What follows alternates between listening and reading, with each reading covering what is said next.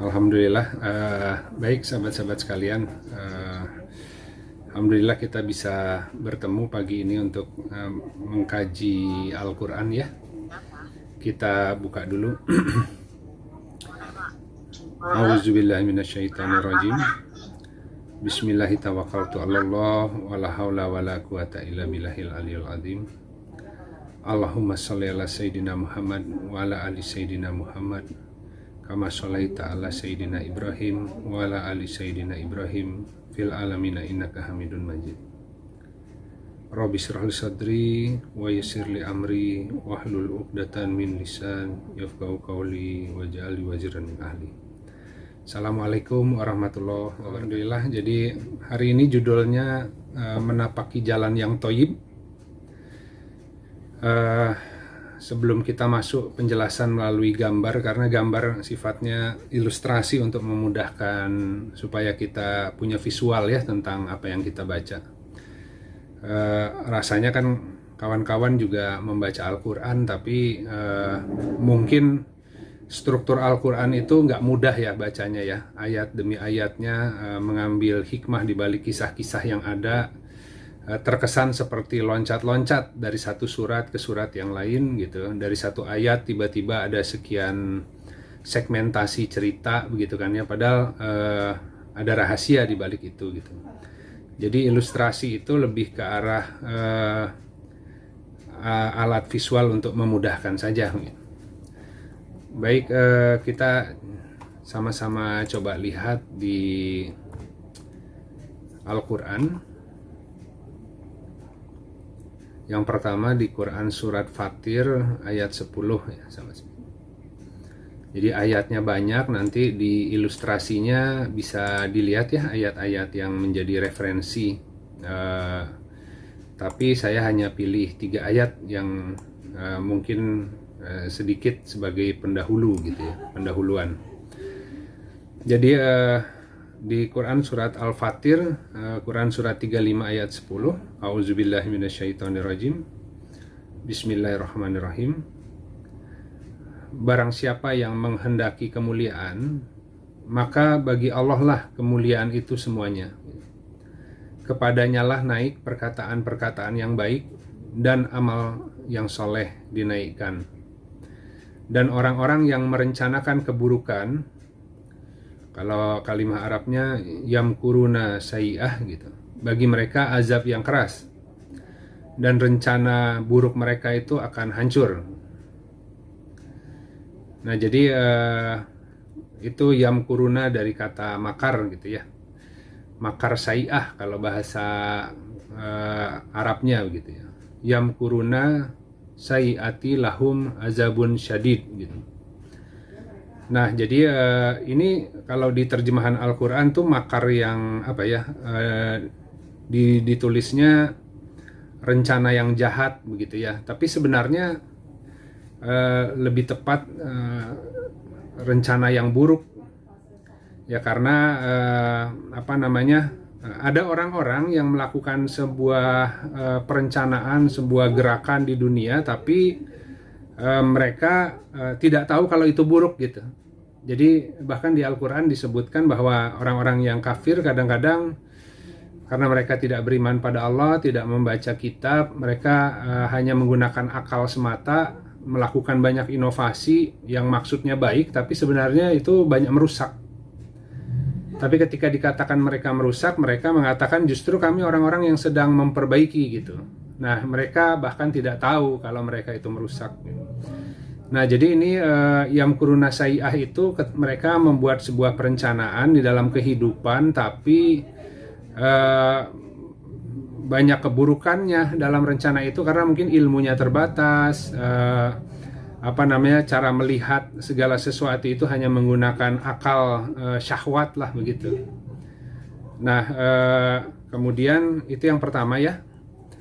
Nah, kemudian kita lihat di Quran surat Al-Maidah, Quran surat 5 ayat 4. Nah, di Quran surat 5 ayat 4, mereka menanyakan kepadamu, apakah yang dihalalkan bagi mereka?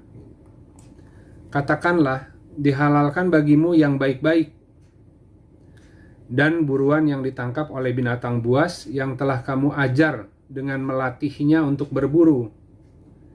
Kamu mengajarinya menurut apa yang telah diajarkan Allah kepadamu. Maka makanlah dari apa yang ditangkapnya untukmu, dan sebutlah nama Allah atas binatang buas itu waktu melepaskannya. Dan bertakwalah kepada Allah, sesungguhnya Allah amat cepat hisabnya. Saya mengambil dari terjemahan yang umum gitu ya, tapi secara konteks itu cukup jelas gitu. Nah jadi manusia itu kan berkasab ya. Berkasab itu karena dia butuh makan, karena secara sunatullah didesain, diciptakan manusia itu berkebutuhan, maka setiap hari dia harus bergerak gitu untuk mencari penghidupan, apalagi yang sudah punya tanggungan gitu. Nah itu disebut berburu gitu kalau berkasab itu. Jadi the game of hunting, permainan berburu gitu kan. Karena kita mencari ya, di mana sih tempat perburuan yang pas bagi setiap orang, dan bagaimana cara berburu di tempat perburuan itu agar bisa memperoleh hasil begitu kan. Tapi dengan tata cara yang Allah ajari gitu. Jadi bumi Allah ini tempat berburu, yang diburu adalah tentu karunia-karunia Allah gitu ya. Nah, ketika kita berburu dalam mencari penghidupan, kadang-kadang kita berburunya dengan menggunakan hawa nafsu gitu. Jadi ketika kita berburu, itu kita tidak berburu sesuai bagaimana yang Allah ajarkan. Nah, kalau di fikihnya akan banyak diceritakan tentang anjing pemburu. Ya, kalau zaman dulu mungkin orang berburu kemudian pakai anjing pelacak begitu ya. Nah ketika nanti binatang buruannya tertangkap, dia harus disembelih gitu. Nggak boleh matinya karena digigit, apalagi dimakan oleh anjingnya gitu. Kalau dimakan atau digigit oleh anjingnya sampai mati, tidak sempat menyembelih, maka haram dia gitu. Nah jadi sebenarnya anjing itu simbol dari hawa nafsu. Nah ketika kita berburu dengan akal kita, karena kita punya kebutuhan, jadi kita menggunakan akal dan raga kita ini untuk mencari tadi penghidupan tadi. Nah kadang-kadang dia berburunya itu demi bisa demi menumpuk dunia, bisa demi ingin memperkaya diri, bukan karena untuk mencukupi kebutuhan hidup keluarga gitu, tapi ingin memperoleh sebuah lifestyle tertentu, menjadi cita-cita dan angan-angan, ingin dunianya megah begitu. Itu bisa seperti itu. Nah kemudian ayat yang berikutnya di Quran surat Ali Imran, Quran surat 3 ayat 179, Allah sekali-kali tidak akan membiarkan orang-orang yang beriman dalam keadaan kamu sekarang, sehingga dia menyisihkan antara yang buruk dari yang baik gitu. Dan Allah sekali-kali tidak akan memperlihatkan kepadamu hal-hal yang goib, akan tetapi Allah memilih siapa yang dikehendakinya di antara rasul-rasulnya. Karena itu berimanlah kepada Allah dan rasul-rasulnya, dan jika kamu beriman dan bertakwa, maka bagimu pahala yang besar. Shadaqallahul adzim. Nah jadi ini untuk orang beriman khususnya ya. Liyazarul mu'minin ya. Jadi khusus untuk orang beriman, Allah itu tidak akan membiarkan orang beriman keimanannya tetap gitu. Allah akan terus meningkatkan, menguji orang-orang beriman hingga bisa bisa menjadi bukti mana yang benar-benar imannya atau mana yang masih tercampur kemunafikan di dalam dirinya. Nah, dalam menerima ujian-ujian bagi orang beriman itu kita sering sulit karena kadang-kadang mungkin pengetahuan kita masih belum sempurna sehingga banyak amalan yang tercampur. Kita sudah baik, tapi di sisi lain ada hal-hal yang kita masih belum lurus gitu. Seharusnya kan semua kehidupannya itu dipandu oleh syariat, oleh Al-Quran gitu. Nah khususnya lebih banyak terkait di dalam mencari kasab biasanya gitu. Yaitu tadi karena ada hawa nafsu yang juga menginginkan dunia gitu kan. Jadi dunia itu menjadi tujuan sampai lupa akhirat kadang-kadang gitu. Nah ketika ada ambisi itu, keinginan itu, cita-cita kepada dunia itu melebihi cita-cita akhirat sehingga akhiratnya malah ketutup gitu. Bahkan bisa seperti orang yang lupa, lalai gitu. Nah ketika dia sedang mengejar dunia, lagi hot-hotnya, tiba-tiba ajal datang, baru dia menyesal begitu kan. Nah jadi tentu tadi orang beriman itu akan terus Allah uji. Jangan sampai orang beriman itu merasa dirinya suci, merasa dirinya baik gitu. Justru yang namanya orang beriman itu akan terus merasa di dalam bahaya. Dia sudah banyak beribadah, sudah banyak beramal, tapi dia tidak merasa cukup dengan amalan dan ibadahnya gitu. Dia hanya berharap pada Allah gitu ya. Hanya rahmat Allah yang bisa menyelamatkan, bukan karena amal-amal kita gitu. Jadi perasaannya selalu ada di antara khauf dan roja itu. Ya di satu sisi dia berharap bahwa dia cukup dan diterima, di sisi lain dia takut juga kalau dalam beramal itu masih banyak tercampur atau amal-amalnya itu belum ikhlas begitu. Nah itu yang kenapa kita harus sering istighfar, harus sering mohon ke Allah, terus dibimbing, jangan pernah berhenti belajar Al-Quran gitu. Ya Al-Quran itu tidak ada khatamnya sebenarnya gitu, sampai ajal. Ya kalau orang sudah khatam apa tilawah misalkan ya, maknanya kan luas, belum tentu bisa menguasai maknanya gitu. Dan itu ada 7 lagi lapisnya. Jadi setiap tahun kita baca Al-Quran berulang-ulang, itu akan ada rahasia-rahasia baru yang Allah berikan tergantung dengan kondisi hati kita dan kebutuhan kita terhadap petunjuknya Allah. Nah itu sahabat-sahabat terkait Al-Quran sebagai pengantar saja. Jadi kita coba masuk di skema gambar ya. Jadi saya ringkas aja. Ini sebenarnya harusnya sudah jelas ya dari baca ayat Al-Quran tadi saja gitu. Nah jadi kita lihat itu ada nomor ya, dari nomor 1. Allah sudah memberikan warning di dalam Al-Quran. Di situ nanti silakan dicek di Quran Al-Baqarah di ayat 168, 172 dan 267. Intinya adalah manusia diperintahkan untuk memakan yang baik-baik dan jangan mengikuti langkahnya syaitan gitu. Kemudian hendaklah bersyukur dengan apa-apa yang telah Allah berikan gitu. Tapi kan kenyataannya sulit ya. Manusia itu alih-alih bersyukur banyak mengeluh dalam kehidupan.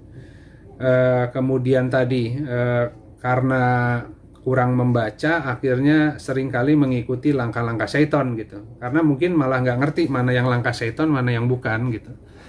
Jadi bahayanya ketika kita tidak baca Al-Quran, kita mudah sekali salah langkah di dalam kehidupan.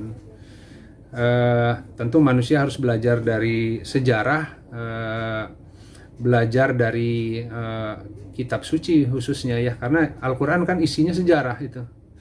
Bukan, tapi tidak terbatas sejarah. Di balik sejarah itu ada hikmah-hikmah kehidupan para umat-umat sebelumnya dengan nabi-nabinya yang berbeda-beda.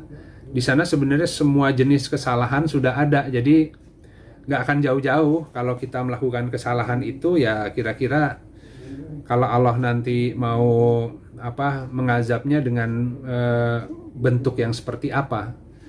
Nah kalau dalam hal orang beriman mungkin tidak sampai ke azab ya, tapi mungkin musibah gitu.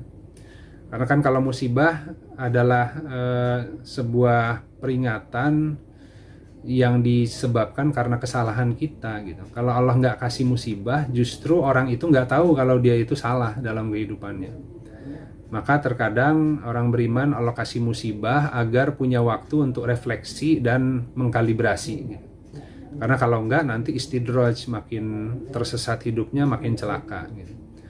Tapi kalaupun dia sudah lurus dan kesalahannya itu tidak Allah berikan musibah karena rajin istighfar. Jadi kalau sahabat-sahabat rajin istighfar, seharusnya musibahnya nggak banyak gitu. Cuman kan persoalannya kita nggak ngerti kita salah, jadi kita kurang istighfar, jadi akhirnya Allah harus kasih musibah gitu. Nah tapi kalau seandainya kita rajin istighfar, ujian tetap ada gitu, karena Allah tadi tidak membiarkan orang beriman itu imannya tetap, akan harus meningkat terus gitu. Semakin meningkat imannya, semakin mudah membaca membaca semua gelar Allah dan bisa mengenal Allah di balik semua peristiwa yang ada gitu. Jadi keimanan itu sesuatu yang sangat dibutuhkan, karena kita tidak bisa membaca gelaran yang Allah berikan tanpa iman gitu kan. Nah kalau tidak bisa membaca, kita jadi bingung beramal solehnya, karena sebenarnya amal soleh adalah amal yang sesuai dengan bacaan.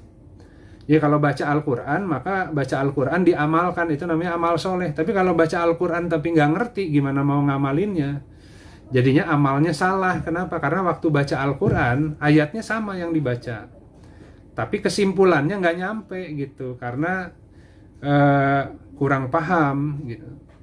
Nah iman itu memudahkan pemahaman gitu. Sederhananya begitu.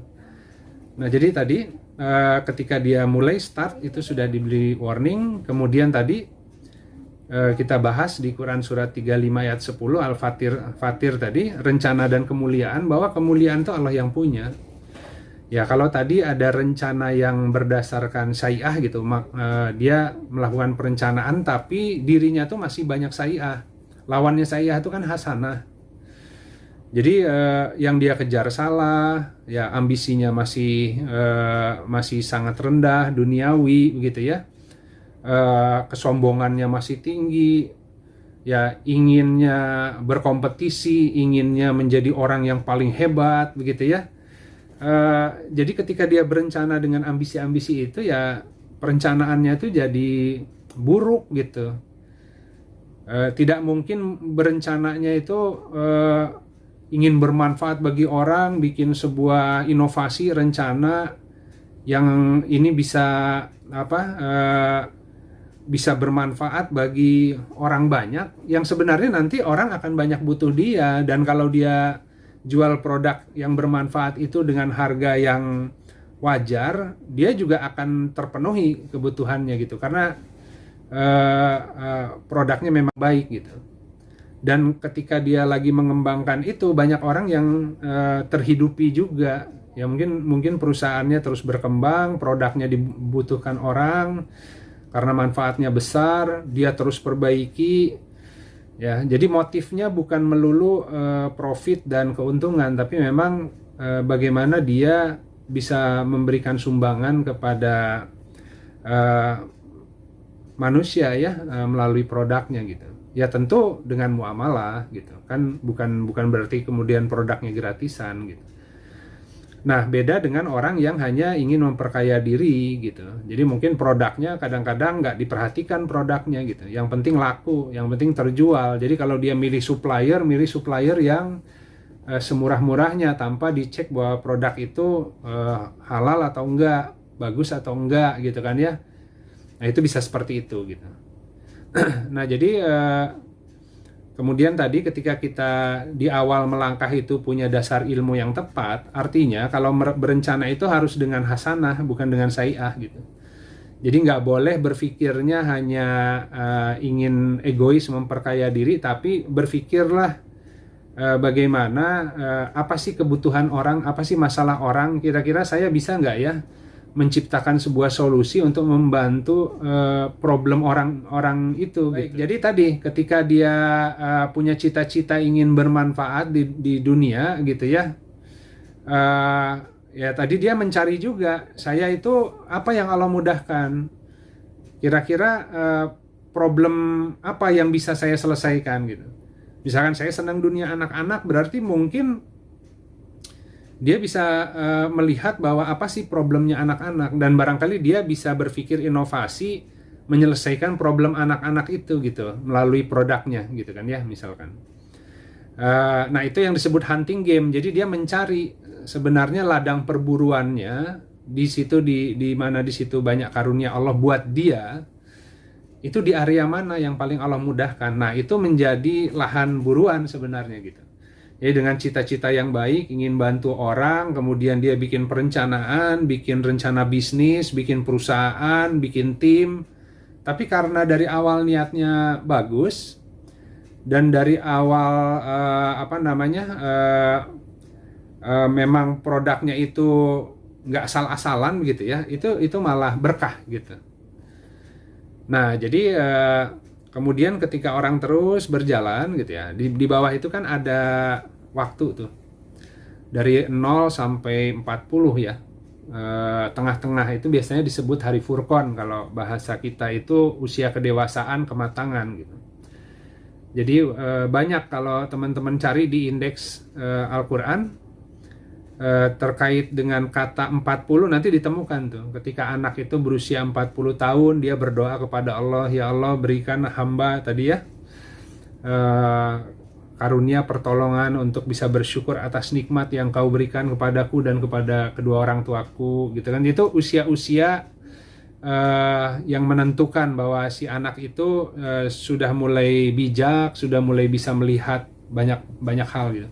Jadi umur kedewasaan manusia lah ya, nggak harus 40, tapi itu simbol saja. Nah jadi di situ hari-hari Furqan, orang-orang kan tapi kan coba kalau dari usia 0 tahun, 10 tahun, 20 tahun, 30 tahun sampai 40 tahun, kalau kita jujur, kita aja baru berapa tahun mulai belajar berpikir lurus ya, mulai ibadah benar. Belum tentu usia 20 ya. Ada yang baru usia 30, ada yang baru usia 35 gitu kan ya. Nah, tapi biasanya ketika di pertengahan itu sudah mulai hijrah, harusnya semakin usianya menjelang tutup usia gitu ya, usia 50, 60, 70 itu udah nanti akan ada panen yang baik gitu. Tapi kalau masih usia 40, 50 masih berpikirnya belum lurus ya agak sulit juga. Makanya sering juga melihat orang secara usia mungkin sudah sepuh, tapi karena berpikirnya hanya kepada hal-hal yang sifatnya syahwat gitu ya, tidak ada kebijaksanaan, tidak paham kehidupan juga gitu. Nah itu ada juga yang seperti itu gitu. Jadi mudah-mudahan kita tidak seperti itu. Nah di sanalah nanti hari-hari di mana dipisahkan antara orang yang benar beriman dan tidak. Nah biasanya di usia-usia segitu mulai banyak ujian kehidupan mulai banyak. Di usia 10 sampai 20, 30 tahun tuh masih ngejar karir, masih banyak pengalaman gitu ya. Kadang-kadang ada yang sudah mulai bisnisnya berjalan, tapi usia-usia 40 ke atas tiba-tiba hancur lagi semua. Itu banyak ujian di sana gitu ya. Banyak kalibrasi. Sebenarnya Allah hanya mengkalibrasi saja, bukan maksudnya menghancurkan kehidupan kita. Tapi ada hal-hal yang mungkin kita masih belum melihat secara utuh gitu tujuan dari kehidupan ini gitu. Nah dari sana ada dua percabangan gitu. Ada yang terus lurus kemudian memperoleh hasanah tadi, banyak kebaikan, artinya pohon dirinya berbuah, bisa banyak bersedekah kepada orang lain, bermanfaat. Makanya sebaik-baik manusia adalah yang paling banyak manfaatnya bagi orang lain kan. Tapi untuk bisa bermanfaat dirinya harus berbuah dulu gitu. Jadi tapi ada juga yang kemudian tadi disesatkan di pematang sawah. Jadi tengah-tengah jalan tiba-tiba awalnya lurus, tapi karena lihat orang lain nggak tahan juga, akhirnya pengen ikut seperti orang lain. Nah di sana mulai belok dan nggak kerasa tuh, kalau orang beriman belok tuh kadang-kadang nggak kerasa gitu. Nah sehingga tadi pohonnya tidak berbuah, tidak bermanfaat bagi orang lain gitu. Tapi lama-lama kalau itu diikuti, orang jadi fasik akhirnya gitu. Nah jadi mungkin itu yang saya sampaikan di materi. Semoga kita bisa perdalam dengan diskusi ya. Atur nuhun. Assalamualaikum warahmatullahi wabarakatuh. Terima kasih Indra, terima kasih sahabat-sahabat sekalian. Saya yang harus berterima kasih karena jadi apa ya? Kan ini salah satu manfaat gitu. Orang itu sangat terapresiasi ya ketika dia jadi bermanfaat gitu. Jadi artinya saya harus berlaku jauh lebih baik lagi karena Allah telah berlaku baik kepada saya gitu. Ya orang seperti saya tidak pernah bermimpi kemudian bisa mengguide sharing seperti ini gitu ya. Karena saya tidak merasa orang yang baik, yang dalam kehidupannya juga banyak problem gitu. Tapi ternyata hari ini ya itulah Allah ya. Allah itu luar biasa baiknya gitu. Jadi jangan pernah putus asa dari rahmat Allah, selalu berprasangka baik. Apapun persoalan kehidupan dunia yang sahabat-sahabat hadapi hari ini, insya Allah kalau sabar, kalau tawakal, akan ada jalan keluar dari Allah, dan suatu ketika nanti akan terus berkembang menjadi dijadikan manfaat bagi orang lain. Karena tidak ada problem kehidupan yang Allah berikan itu sia-sia ya. Itu justru bahan baku untuk beramal nanti karena punya pengalaman, punya kisah di sana, dan bisa dipakai untuk bersedekah gitu. Nah, jadi ketoyiban itu antara lain kalau kita ingin hidup yang baik, jaminannya Al-Quran cuma satu, yaitu amal soleh. Nah, beramal soleh, kita bagaimana mau beramal soleh dengan sesuatu yang kita nggak punya? Kalau amal soleh itu pasti menggunakan apa yang ada di kita aja. Makanya hendaklah engkau menafkahkan sebagian dari rizki yang Allah berikan kepadamu. Jadi kalau dalam bentuk pengetahuan begini tuh rizkinya Allah, maka hendaklah menafkahkan sebagiannya ya dengan cara kalau punya ilmu ya ilmu yang di-sharing. Nah jadi kehidupan yang baik tadi, yang thayyib adalah kesabaran kita untuk mengikuti gelar takdir Allah dan punya prasangka yang baik. Yakinlah Allah tidak akan mempersulit hamba. Ini hanya bagian dari training ya untuk menjadikan seorang hamba hidupnya lebih bermakna ya, agar lebih bermanfaat lagi bagi orang banyak. Nah jadi itu yang mungkin poinnya, menapaki jalan yang thayyib. Ya memang polanya seperti ini gitu. Kalau yang fast track biasanya jalannya seton, hati-hati mengikuti langkah seton, karena langkah seton awalnya saja tampak baik, ya akhirnya hidupnya akan banyak problem sebenarnya gitu ya. Nah jadi di Al-Quran cukup lengkap di sana apa saja yang menjadi motif dari syaitan menyesatkan manusia, membuat kemudian manusia itu hilang fokus ya dengan segala macam iming-iming yang ada. Kan minggu lalu kita bahas sihir modern. Kita tetap harus fokus tawakal ke Allah. Allah yang punya hidup, Allah yang atur hidup. Apapun yang terjadi ke kita sampai dengan hari ini tidak ada satupun yang sia-sia. Meskipun itu sebuah musibah, meskipun itu bentuknya pahit, kalau kita benar menyikapinya, Allah akan rubah itu jadi anugerah gitu. Jadi mudah-mudahan nanti sahabat-sahabat semua bisa banyak bersedekah, banyak karunia dari Allah gitu. Baik yang hak dari Allah, yang batil dari saya pribadi. Saya mohon maaf jika ada hal-hal yang kurang berkenan, jika ada contoh-contoh atau penjelasan yang mungkin kurang baik ya. Semoga Allah yang menggantikan dengan ilmu yang lebih hak, khususnya kekuatan agar bisa menjalankan apa-apa yang kita pahami begitu ya, yang kita sudah diajari oleh Allah gitu hari ini. Kita sama-sama akhiri ya sesi siang ini dengan beristighfar dan doa kafaratul majlis. Astaghfirullahaladzim alladzi la ilaha illa huwal hayyul qayyum wa atubu ilaih. Subhanakallahumma rabbana wa bihamdika asyhadu an la ilaha illa anta astaghfiruka wa atubu ilaih. Subhana rabbika rabbil izzati amma yasifun, wassalamun alal mursalin, walhamdulillahi rabbil alamin. Assalamualaikum warahmatullahi wabarakatuh.